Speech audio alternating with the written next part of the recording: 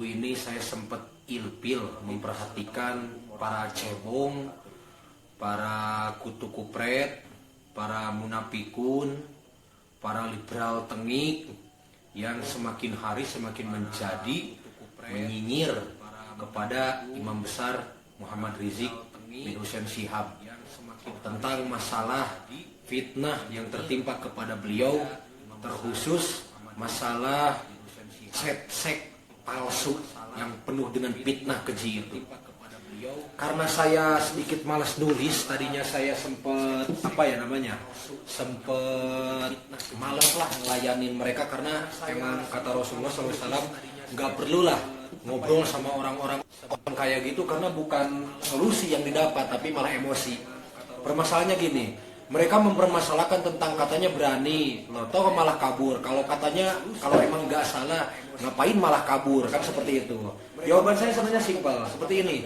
Kalau Habib Rizik takut di penjara, itu permasalahannya sangat aneh, karena Habib Rizik itu dua kali di penjara. Yang pertama tahun 2008 atau tahun 2009, saya lupa lagi.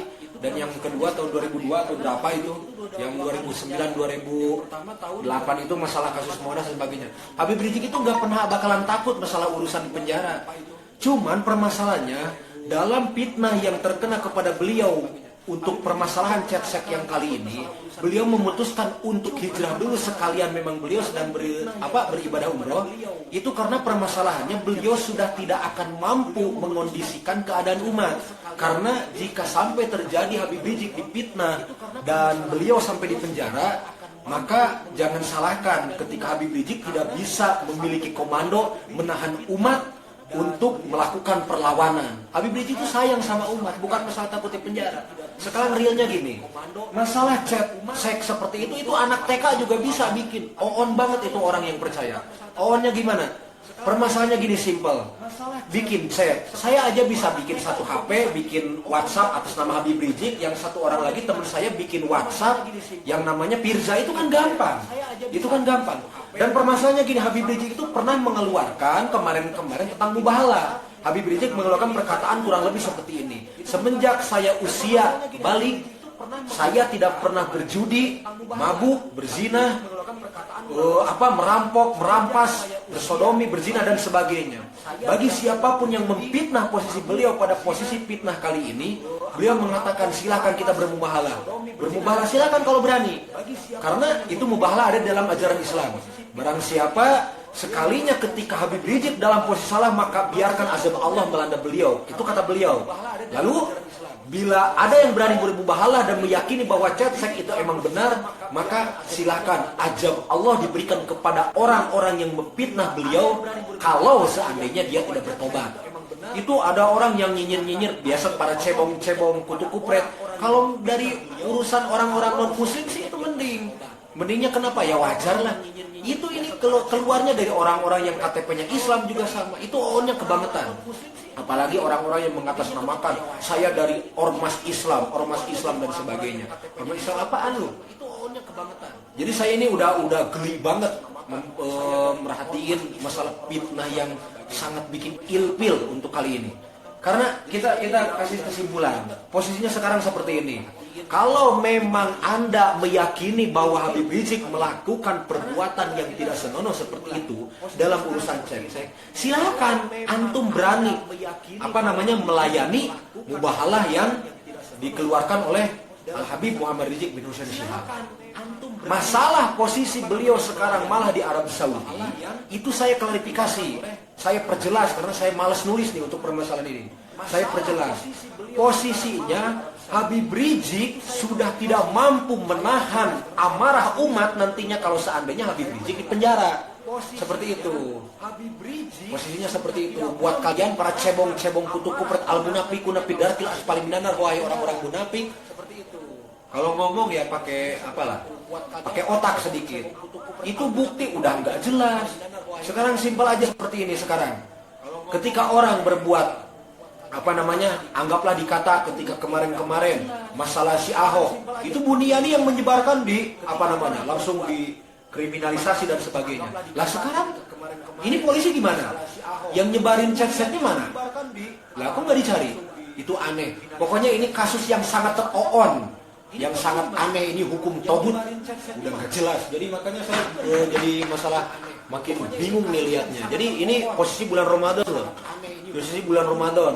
Sengaja saya bikin video live. Pertama saya males nulis yang biar cepet. Bikin video aja langsung seperti ini. Silakan sebarkan posisinya.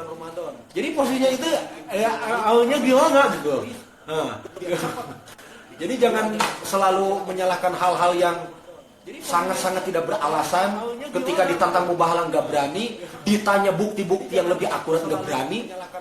Kalau bikin chat-chat seperti itu anak SD juga bisa, tinggal sediain 2 HP, pemilik 2 orang, saya nih handphone, atas nama Habib Rizik 1 orang, teman lagi atas nama Pirja. Kita bikin chat-chatan palsu gampang toh. On banget ya. Masya Allah, ya Allah, ya Rabbi. Sekali lagi, biar nggak panjang ngomong, saya ngomongnya juga jadi kaku nih. Keburu emosi saya perhatiannya. Karena posisi-posisi yang sekarang terjadi fitnah terhadap imam besar kita sungguh sangat bikin getek perut ya. Jadi intinya posisinya bagi kalian yang masih memposisikan memfitnah imam besar umat Islam, silakan kalian layani mubahalah yang dikeluarkan oleh Habib Rizik. Berani nggak kalian para munafik yang ada di ormas anu yang atas nama ormas Islam. Kalau berani silahkan. Gitu posisinya. Jangan bacot doang. Gitu. Ini saya udah kena banget. Sebenarnya saya nunggu komando ulama. Sudah beberapa aksi yang terakhir saya nggak ikut, dan beberapa saya sempat diam gitu. Udah enak nahan emosi tentang ketidakadilan yang terjadi di negara kita ini. Apalagi terkhusus banyak yang menyudutkan ulama-ulama kita dan menyudutkan agama Islam. Cuman alasannya nggak jelas, kasus-kasus nggak jelas, langsung di penjara. Heran, on banget itu yang bikin ini. Pokoknya sekali lagi, bagi siapa saja yang posisinya emang percaya tentang chat-chat itu, silahkan antum layani mubahalah. Kalau kalian emang berani, jangan bacot doang. Gitu. Kami sedikit pun tidak akan gentar ketika imam besar umat Islam dan ulama-ulama yang lainnya dihianati, disakiti, dipitnah, disudutkan dan sebagainya. Maka kami umat Islam siap sampai darah penghabisan membela Islam.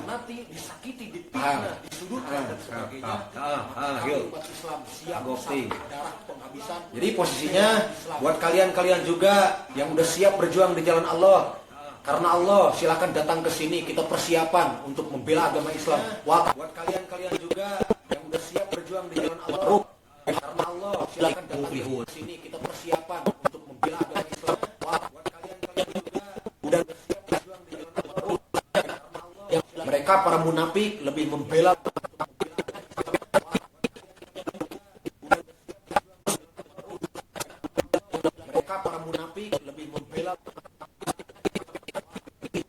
ikut apa yang ulama-ulama sepuh, kita ikut soal kepada mereka untuk bersiap-siap membela agama ini sampai titik darah penghabisan. Apa yang ulama-ulama ngomong juga jadi enggak ini nih, jadi enggak mupin, kecampur emosi. Sengaja saya bikinnya sekarang pas buka, karena kalau tadi takutnya batal.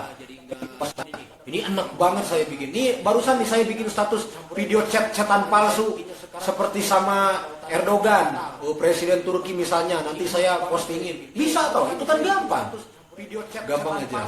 Jadi posisinya hanya orang goblok yang percaya chat-chat palsu yang gak jelas buktinya itu. Bagi siapa saja yang masih percaya imam besar umat Islam melakukan hal seperti itu, silahkan sekali lagi bermubahalah. Mubahalah ada dalam ajaran Islam. Barang siapa yang berani, kalau seandainya Habib Rizik emang melakukan itu dan beliau sedang mengatakan hal sebagai tantangan seperti itu, maka beliau yang akan kena azab Allah. Dan bagi siapa saja yang percaya dan memfitnah beliau, sedangkan beliau imam besar umat Islam tidak melakukan hal seperti itu, maka posisinya silakan antum yang kena azab.